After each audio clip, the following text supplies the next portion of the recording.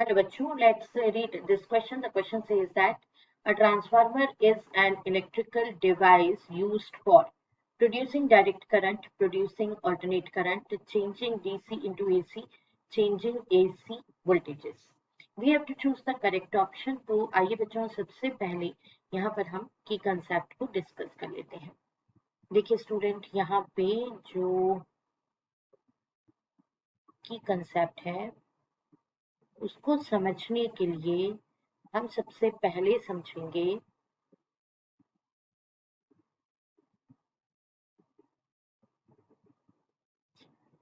Transformer के बारे में, है ना, क्योंकि क्वेश्चन तो ट्रांसफार्मर का है. तो ट्रांसफार्मर क्या है? It is an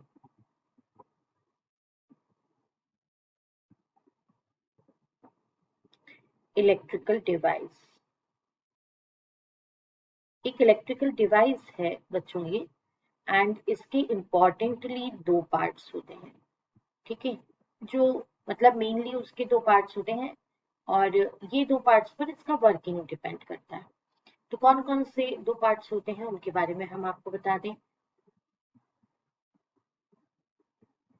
primary coil and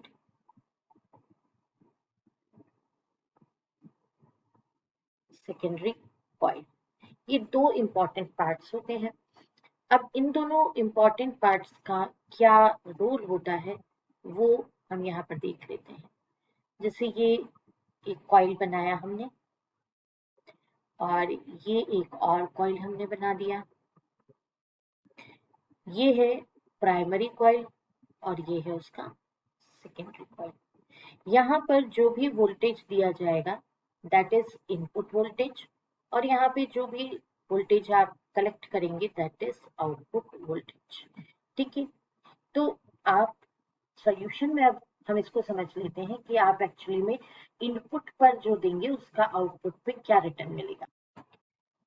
आइए बच्चों हम देखते हैं सॉल्यूशन. जैसा हमने आपको बताया कि इनपुट पर हमने क्या दे दिया, वोल्टेज दे दिया प्राइमरी कॉइल को, और वही फिर हमें प्रोसेस होकर के आउटपुट पर यहाँ पे सेकेंडरी कॉइल पर हमें मिल जाएगा. तो ये प्राइमरी कॉइल पे हम इनपुट दे देते हैं और सेकेंडरी कॉइल पे, ये सेकेंडरी कॉइल पे हम यहाँ पे क्या कलेक्ट कर लेते हैं, आउटपुट वोल्टेज कलेक्ट करते हैं.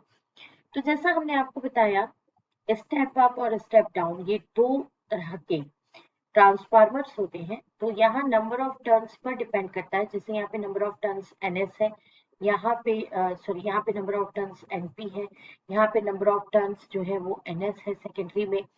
तो if suppose for example number of turns in secondary coil is greater than number of turns at primary coil, then आपको क्या होगा, आउटपुट जो है वो ग्रेटर मिलेगा, आउटपुट जो है वो ग्रेटर मिलेगा एज कंपेयर टू इनपुट. ठीक है, तो आपने क्या कर दिया, चेंज कर दिया इसमें AC को, क्या आपने बढ़ा दिया उसको.